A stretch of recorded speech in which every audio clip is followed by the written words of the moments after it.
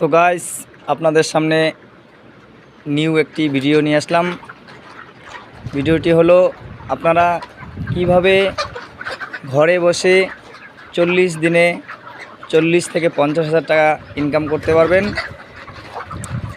ভিডিওটি হলো যাদের জন্য, বিশেষ করে যারা প্রবাসী ভাই, যারা মা বাবাকে ছেড়ে বাইরে কাজ করতে গিয়েছে, যারা পড়াশোনা করে বেকার,